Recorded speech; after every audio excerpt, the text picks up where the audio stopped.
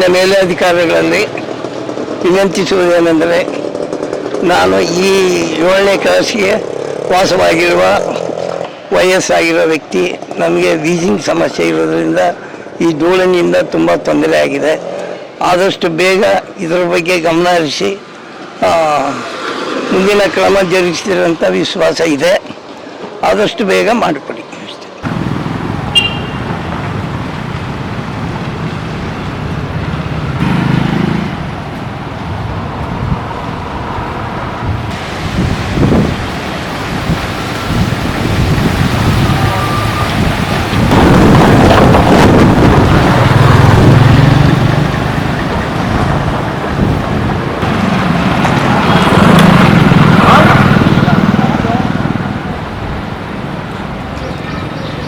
ಇಲ್ಲಿ ಓಡೋಕ್ಕೆ ಧೂಳು ಸರ್, ಇಲ್ಲಿ ಓಡಾಡಿದ್ರೆ ಮೂಗು ಇದೆಲ್ಲ ಗಂಟ್ಲೆಲ್ಲ ಕಟ್ಕೊಳ್ಳುತ್ತೆ. ಆಯ್ತಾ, ಇಲ್ಲಿ ಯಾರು ನೋಡಿದ್ರೆ ನಿಮ್ಮ ಫಸ್ಟ್ನಿಂದ ಇದ್ರೊಳಗೆ ಟಾಪರು ಮಾತ್ರ ನೀರು ಹೊಡಿತಾರೆ, ಅಲ್ಲಿಂದ ಇಟ್ಟಿಗೆಯನ್ನು ನೀರು ಹೊಡಿಯಲ್ಲ. ನಾವು ಕಾರ್ಪೊರೇಷನ್ಗೆಲ್ಲ ಹೇಳಿ ಸಾಕಾಯಿತು. ಈಗ ಇವರು ಜಲ್ಲಿ ಹಾಕ್ತಾ ಇದ್ದಾರೆ, ಗೊತ್ತಾಯ್ತಾ. ಆ ಜಲ್ಲಿ ಹಾಕಿದ್ರೆ ನೋಡಿ ರಸ್ತೆಯಲ್ಲಿ ಓಡಾಡೋಕ್ಕೆ ಹಿಂಸೆ. ವೈರ್ಗೆಲ್ಲ ಕಟ್ಟಾಗಿ ಇಲ್ಲೆಲ್ಲ ಕಡೆಯಲ್ಲೂ ಬಿದ್ದಿದೆ. ಅದು ಕರೆಂಟು ಅನ್ನೋದು ಗೊತ್ತಾಗಲ್ಲ, ಇದು ಅನ್ನೋದು ಗೊತ್ತಾಯ್ತಿಲ್ಲ. ಉಸಿರಾಟಕ್ಕೆಲ್ಲ ಬರೀ ತೊಂದರೆ ಇಲ್ಲಿ. ಓಡಾಡೋಕ್ಕೆ ಇದೇ ಧೂಳು, ಆ ಕಡೆ ಗಲ್ಲಿಯಿಂದ ಓಡಾಡೋದು, ಈ ಕಡೆ ಗಲ್ಲಿಯಿಂದ ಓಡಾಡೋದು. ಬೇರೆ ವೆಹಿಕಲ್ ಬಂತು ಅಂತಾರೆ ಭಾಳ ಧೂಳು ಇಲ್ಲಿ, ಏನು ಮಾಡೋಕ್ಕಾಗಲ್ಲ ಇಲ್ಲಿ. ಅದಕ್ಕೆ ಏನು ಸಾರಿ ಮಾಡಲ್ಲ, ಮಾಡಿಸ್ತೀವಿ ಅಂತ ಹೇಳ್ತಾರೆ ಅವರು ಅಷ್ಟೇ. ಮಾಡಿಸ್ತಾ ಇದೀವಲ್ಲ ಅಂತ ಕಾರ್ಪೊರೇಷನ್ ಅವ್ರು ಕೇಳಿದ್ರೆ ಅವ್ರು ಹಂಗೆ ಅಂತಾರೆ. ಅವ್ರು ಮಂಜುನಾಥ್ ಬಂದು ನೋಡಿದಾಗಲೂ ಹಂಗೆ ಅಂತಿದ್ದು, ಮಾಡಿಸ್ತಾ ಇದೀವಲ್ಲ ಅಂತಾರೆ ಅಷ್ಟೇ, ಇನ್ನೇನಿಲ್ಲ. ಹೇಳಿದಾಗ ನೀರು ಹೊಡಿತಾರೆ, ಆಮೇಲೆ ಇಲ್ಲವೇ ಇಲ್ಲ ಅಷ್ಟು. ಶಿವಮೂರ್ತಿ ಅಂತ.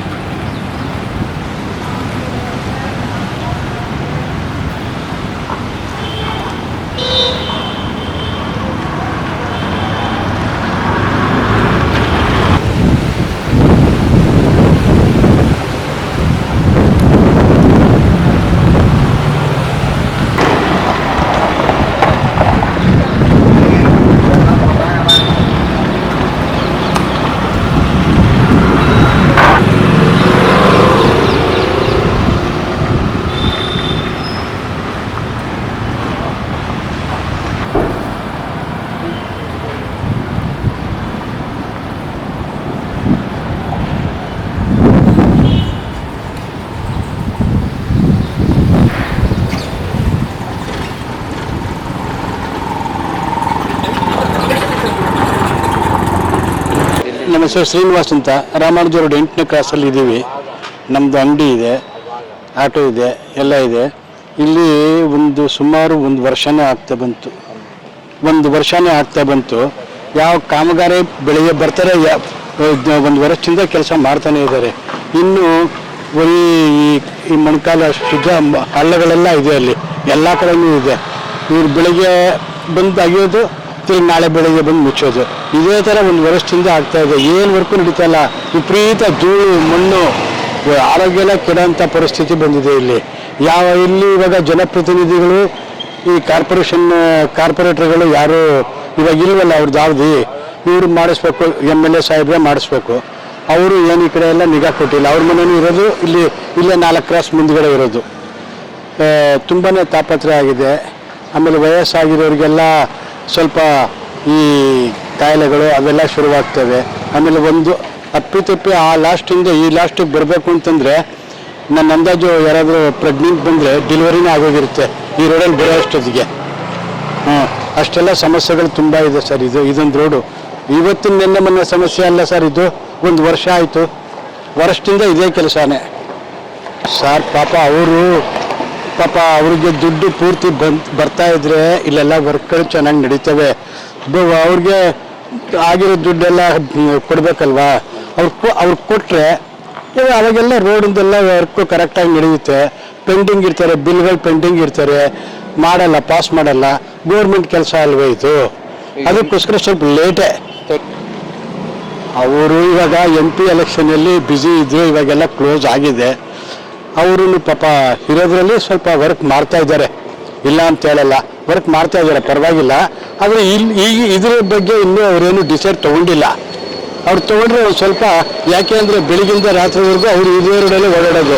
ನಮ್ಮ ಮನೆಯಿಂದ ಒಂದು 5 ಕ್ರಾಸ್ ಮುಂದುಗಡೆ ಇರೋದು ಅವ್ರ ಮನೆ. ಅವರು ಏನಾದರೂ ಮನಸ್ಸು ಮಾಡಬೇಕು, ಅವ್ರು ಮನಸ್ಸು ಮಾಡಿದವರು ಏನು ಮಾಡೋಕ್ಕಾಗಲ್ಲ ಸರ್. ನಮ್ಮ ಹೆಸರು ರಾಕೇಶ್ ಅಂದ್ಬಿಟ್ಟು, ನಾವಿಲ್ಲೇ ಅಗ್ರಹಾರದಲ್ಲಿ ನಮ್ಮದು ಆಫೀಸ್ ಇರೋದು. ಈ ರೋಡಲ್ಲಿ ತುಂಬ ಸಮಸ್ಯೆ ಆಗ್ತದೆ ದಿನ ಓಡಾಡೋಕ್ಕೆ. ಮತ್ತು ನಾವು ದಿನನಿತ್ಯ ಒಂದು ಈ ರೋಡಲ್ಲಿ ಓಡಾಡಬೇಕು ಅಂದರೆ ಚಿಕ್ಕ ಮಕ್ಕಳಿಂದ ಇರ್ಬೋದು, ವಯಸ್ಸಾಗಿರೋರು ಇರ್ಬೋದು, ವಯಸ್ಸಾಗಿರೋರು ನೋಡಿಕೊಂಡು ನಾವು ಭಯದಿಂದ ಓಡಾಡಬೇಕು. ಆ ವಾತಾವರಣ ಈ ರೋಡಲ್ಲಿ ಸೃಷ್ಟಿಯಾಗಿದೆ. ಅಧಿಕಾರಿಗಳಂತೂ ಇದರ ಬಗ್ಗೆ ಗಮನನೇ ಹರಿಸ್ತಾ ಇಲ್ಲ. ಕೇಳಿದ್ರೆ ಎಲೆಕ್ಷನ್ ಬಿಸಿ ಅಂದ್ಬಿಟ್ಟು ಕಾಲಹರಣ ಮಾಡ್ತಾ ಇದ್ದಾರೆ. ಅಷ್ಟು ಬಿಹೇವಿಯರ್ನ ಈ ಮೈಸೂರು ಸಿಟಿಲಿ ಇದು ಸಾಂಸ್ಕೃತಿಕ ನಗರ ಅನ್ನೋದಕ್ಕೆ ಅವಮಾನ ಆಗ್ತದೆ ಈ ರೋಡಿಂದ.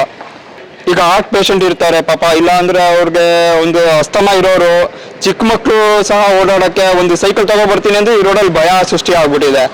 ಅಷ್ಟು ವಾತಾವರಣ ಈ ರೋಡಲ್ಲಿ ಹದಗೆಟ್ಟಿದೆ ಅನ್ನೋದಕ್ಕೆ ಹೇಳಕ್ಕೆ ಇಷ್ಟಪಡ್ತೀನಿ ನಾನು. ಅಧಿಕಾರಿಗಳು ಆದಷ್ಟು ಬೇಗ ಇದ್ರ ಮೇಲೆ ಗಮನ ತಗೋಬೇಕು ಅಂತ ನಾವು ಅಧಿಕಾರಿಗಳಿಗೆ ನಾನು ಇದೊಂದು ಮನವಿ ಅಂತ ತಿಳ್ಕೊಂಡು ಪರವಾಗಿಲ್ಲ ನಾವು ಮಾಡ್ಕೊತೀವಿ.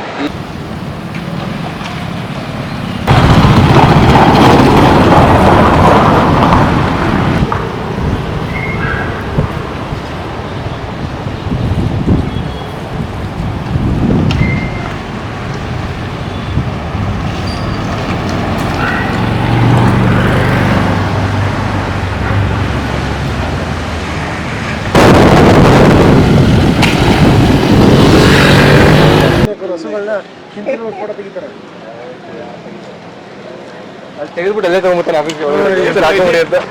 ಏನ್ ಮಾಡ್ತಾರೆ?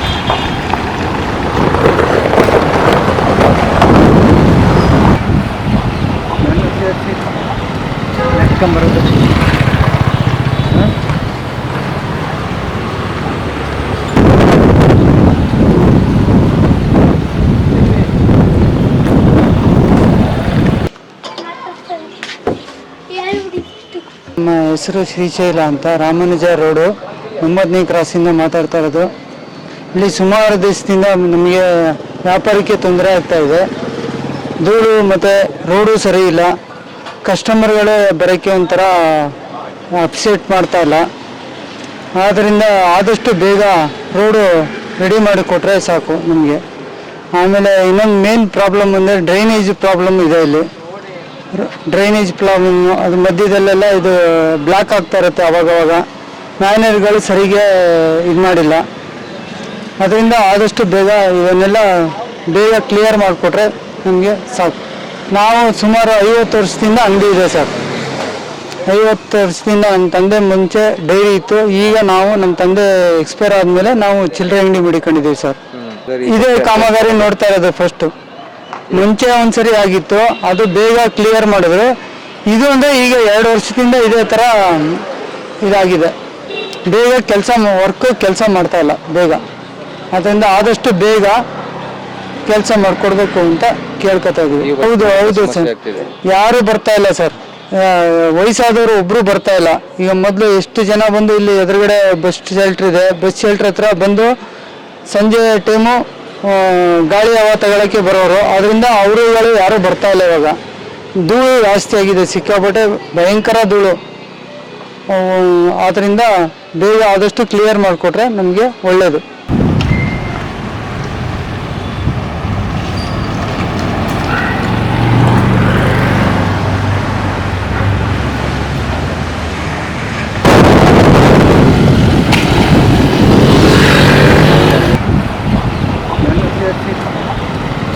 ಬರೋದು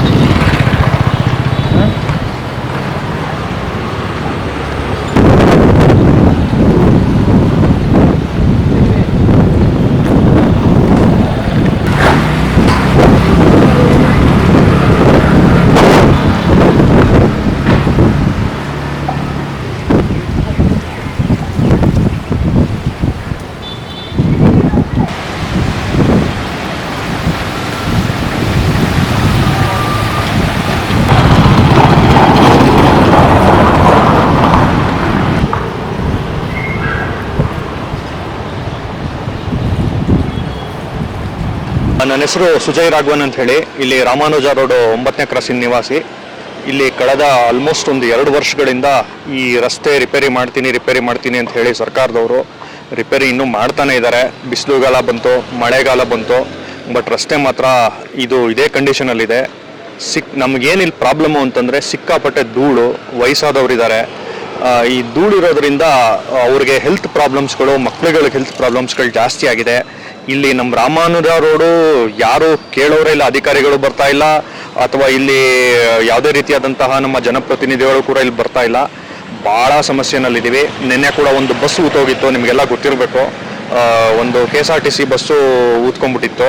ಇದು ಬರೀ ಬಸ್ ಅಂದ ತಕ್ಷಣ ಎಲ್ರಿಗೂ ಕಾಣುತ್ತೆ, ಬಟ್ ಇಲ್ಲಿ ದಿನನಿತ್ಯ ಆಕ್ಸಿಡೆಂಟ್ಸ್ಗಳಾಗ್ತಾನೆ ಇದೆ.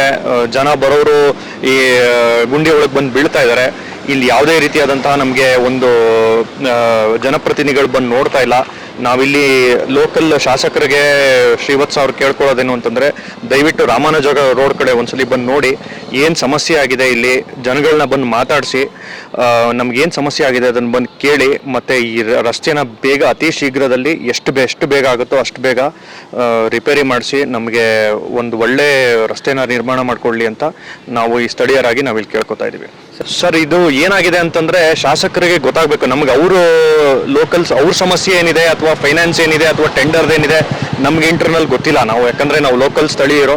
ಬಟ್ ನಾವೇನು ರಿಕ್ವೆಸ್ಟ್ ಮಾಡ್ಕೋತಿರೋದು ಅಂತಂದರೆ ಅವ್ರು ಬಂದು ನೋಡಬೇಕು ಇಲ್ಲೇನು. ಯಾಕಂದರೆ ಪ್ರತಿದಿನ ಅದು ಅವ್ರು ಹೆಂಗೆ ಓಡಾಡ್ತಾರೆ ನಮಗೆ ಗೊತ್ತಿಲ್ಲ. ಬಟ್ ನಮ್ಗೆ ಇಲ್ಲಿ ಒಂದು 2 ವೀಲರೆಲ್ಲ ನಡ್ಕೊಂಡು ಓಡಾಡೋದು ಕಷ್ಟ ಆಗೋಗಿದೆ. 2 ವೀಲರು 4 ವೀಲರ್ ಬೇರೆ. ನಮಗೆ ಇಲ್ಲಿ ಒಂದು ನಡ್ಕೊಂಡು ಓಡಾಡಬೇಕು ಅಂತಂದ್ರೂ ಬೀಳೋ ಪರಿಸ್ಥಿತಿ ಬಂದ್ಬಿಟ್ಟಿದೆ. ಆ ಥರ ಇದೆ ರಸ್ತೆ. ಮತ್ತು ರಸ್ತೆಗಳದು ಎಲ್ಲಿ ಸೈಡಲ್ಲಿ ಬಿಲ್ಡಿಂಗ್ಗಳಿದೆ, ಬಿಲ್ಡಿಂಗ್ದು ಬಣ್ಣಗಳೇ ಬದಲಾಗೋಗ್ತಾ ಇದೆ. ಧೂಳುಗಳು ಬಿದ್ದು ಎಲ್ಲರೂ ಮೋಸ್ಟ್ಲಿ ಪ್ರತಿಯೊಂದು ಮನೆಗೂ 20-25 ಸಾವಿರ ಖರ್ಚು ಮಾಡಿ ಬಣ್ಣ ಹೊಡಿಸ್ಕೋಬೇಕು ಅನ್ಸುತ್ತೆ. ಆ ರೀತಿ ಸಮಸ್ಯೆಯಾಗಿ ಬಂದಿದೆ ಸರ್ ರಸ್ತೆ ಇದೇನೆ. ಯಾಕಂದ್ರೆ ನೋಡಿ ಸರ್, ಈ ಕಲ್ಲುಗಳು ನೀವೇ ನೋಡ್ತಾ ಇದ್ದೀರಾ. ಇಲ್ಲಿ ಈ ತರ ಕಲ್ಲು ಹಾಕಿದ್ಮೇಲೆ, ದಬ್ಜಲ್ಲಿ ಹಾಕಿದ್ಮೇಲೆ ಅದ್ರ ಮೇಲೆ ವೆಹಿಕಲ್ಸ್ಗಳು ಹೆಂಗ್ ಓಡಾಡುತ್ತೆ, ಸ್ಕಿಡ್ ಆಗುತ್ತೆ. ಏನಾದರೂ ಇವ್ರು ಆಲ್ಟರ್ನೇಟ್ ಮೆಜರ್ಮೆಂಟ್ಸ್ ತಗೊಂಡಿದಾರಾ, ಅಥವಾ ಏನಾದರೂ ಇಲ್ಲಿ ಒಂದು ಕಾಜನ್ ಅಂತ ಒಂದು ಬೋರ್ಡು ಹಾಕಿಲ್ಲ. ನೀರು ನಾಮಕಾವಸ್ಥೆಗೆ ಕಾರ್ಪೊರೇಷನ್ ಗಾಡಿ ಬರುತ್ತೆ, ನಾಮಕಾವಸ್ಥೆಗೆ ಸ್ಪ್ರೇ ಮಾಡುತ್ತೆ, ಹೋಗುತ್ತೆ. ಬಟ್ ಅದರಿಂದ ಇಲ್ಲಿ ಸಮಸ್ಯೆಗೆ ಪರಿಹಾರ ಅಂತೂ ಇಲ್ಲ.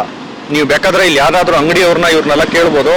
ಅಂಗಡಿ ಒಳಗಡೆ ಕೂರಕ್ಕಾಗಲ್ಲ, ಮುಂದ್ಗಡೆ ಶೀಟ್ಗಳು ಹಾಕೊಂಡು ಕೂತಿದ್ದಾರೆ, ಅವ್ರಿಗೆ ವ್ಯಾಪಾರಕ್ಕೆ ತೊಂದರೆ ಆಗಿದೆ. ನಾವು ಇದನ್ನು ಪ್ರತಿ ಸಲ ಹೇಳ್ತಾನೆ ಬಂದಿದ್ದೀವಿ. ಬಟ್ ಇಲ್ಲಿ ನಮಗೇನೋ ಸಮಸ್ಯೆಗೆ ಪರಿಹಾರ ಸಿಕ್ಕಿಲ್ಲ ಸರ್.